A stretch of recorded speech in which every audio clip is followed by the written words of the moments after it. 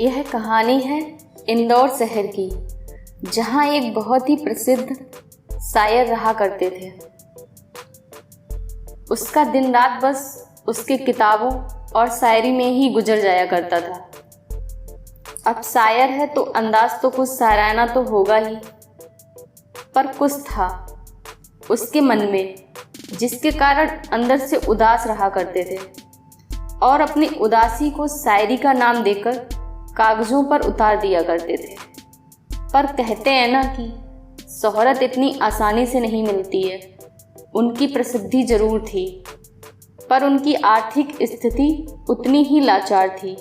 घर वालों ने तो बहुत पहले ही छोड़ दिया था, जैसे तैसे बस गुजारा ही चल रहा था। ऊपर से तन्हाई में जीना और दुश्वार सा कर दिया था। एक दिन अपने हालातों से तंग आकर उन्होंने अपने मन की हर बात जज्बातों को कागज में लिखकर किसी अनजान पते पर बिना सोचे समझे भेज दिया। उन्होंने सोचा कि यह पता तो गलत ही है, लौटकर वापस मेरे दरवाजे पर ही आएगी, तो क्यों ना खुद को ही खत लिखूं। और इस तरह उन्होंने ऐसे कई खत लिखे और अनजान पते पर भेजना शुरू कर दिया। पर शायद किस्मत को कुछ और ही मंजूर था। जिस पते पर उस शायर ने अपने खतों को भेजा, वह पता बनारस में रहने वाली एक चंचल सी लड़की का था।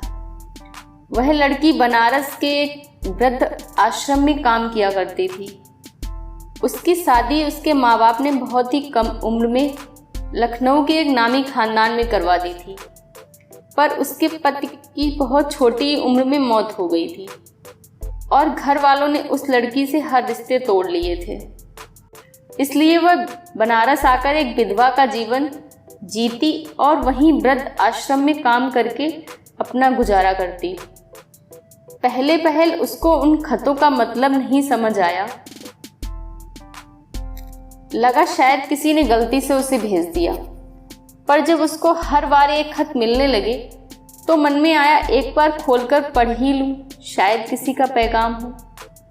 न जाने उन खतों में, उन शब्दों में क्या जादू था। वह लड़की भी उस पैगाम को पढ़कर मुस्कुराने लगी थी। पहले पहल तो गुस्सा बहुत आया। सोचा कि अब जब डाकिया आएगा तो उसको बहुत डांटूंगी, पर न जाने वह कुछ कर नहीं पाई, क्योंकि उन खतों में कोई फिजूल की बातें नहीं, बल्कि उस शायर के मन के अंदर के भाव जो किसी से कह नहीं पाया, वह लिखे हुए थे। कहीं न कहीं ऐसे भाव लड़की के मन में भी थे, पर समाज के नियमों ने उसको विधवा का नाम देकर नकार ही दिया था। यह सब सोचना भी पाप बन गया था उसके लिए। यहाँ शायर भी हैरान था कि इतने खत लिखे मैंने, ना मुझे उनके जवाब आए और ना ही खत लौट के आया। इस बार शायर ने खत में उन खतों का जवाब मांगा। जब लड़की ने पढ़ा उसको जवाब चाहिए तो हैरान हो गई और सोचा मैं किसी अजनबी को बिना जाने कैसे खत लिखूं। फिर भी हिम्मत कर उसने 2 शब्द लिखकर भेज दिया। शायर ये जानकर कि उसके खतों के बदले में जवाब आया बहुत ही हैरान रह गया और उत्सुक हो उसने वह खत पढ़ा। जैसे वैद्य नब्ज देखकर बीमारी बता देता है, वैसे ही शायर ने शब्दों को पढ़कर मन का हाल जान लिया।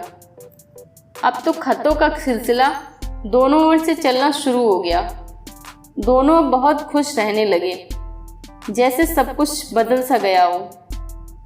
एक अलग सी ही मुस्कान रहने लगी थी एक दूसरे के चेहरे पर। शायद यह उन खतों का ही जादू था जो दोनों के मन की खुशियों भर रहा था। फिर एक दिन शायर ने अपने बारे में लिखकर भेजा कि वह क्या करता है, कौन है, कैसा है, सब लिखकर उसको भेजा। लड़की पढ़कर डर सी गई।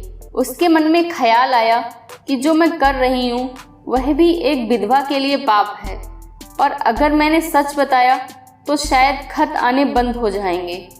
इस कश्मकश उसको पूरी रात नींद नहीं आई। फिर भी उसने हिम्मत कर अपने बारे में सब सच लिखकर भेज दिया। जब शायर ने खत पढ़ा तो उसके दिल में लड़की के प्रति इज्जत और सम्मान और बढ़ गया। खत का आना बंद नहीं हुआ। यह देखकर वह लड़की भी बहुत खुश हो गई कि शायद कोई तो है जो मेरे मन की बातों को सुनना चाहता है। फिर एक दिन शायर ने खत में पूछा, क्या हम कभी मिलेंगे? अगर हाँ तो कैसे, और ना तो क्यों नहीं?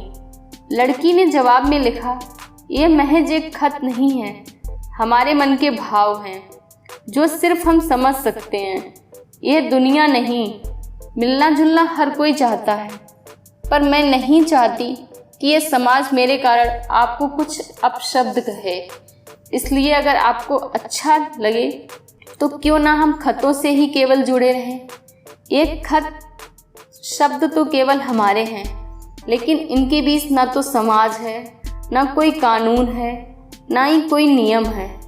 जब शायर ने ये पढ़ा तो उसके मन की बात को समझा और उसकी बात मान ली। समय बदला, अब शायर बहुत नाम कमाने लगा, उसकी तरक्की करने लगा। यहाँ वह लड़की भी विधवाओं सेवा मन से करने लगी और उसको पढ़ने की चाह थी। उसको पूरा करके एक अच्छी शिक्षिका बन गई। पर जो नहीं बदला था वह था खतों का आना जाना। माना कि इस दुनिया में बहुत संवेदना और समाज के कटु सत्य छुपे हैं, पर प्यार में दिल के तार जुड़ना, आपसी समझ होना बहुत जरूरी होता है। आज यंत्रों के दौर में लोग पास होकर भी दूर हो गए हैं, और जो दूर हैं वह दूर होकर भी पास हो गए हैं। इसलिए रिश्ता कोई भी क्यों ना हो, आपसी समझ, एक दूसरे का सम्मान और एक दूसरे के मन की बातों को सुनना बहुत ज़रूरी है, और यही हमें एक सुखद जीवन का आनंद देती हैं। तो दोस्तों, ये कहानी आपको कैसी लगी हमें कमेंट कर ज़रूर बताएं।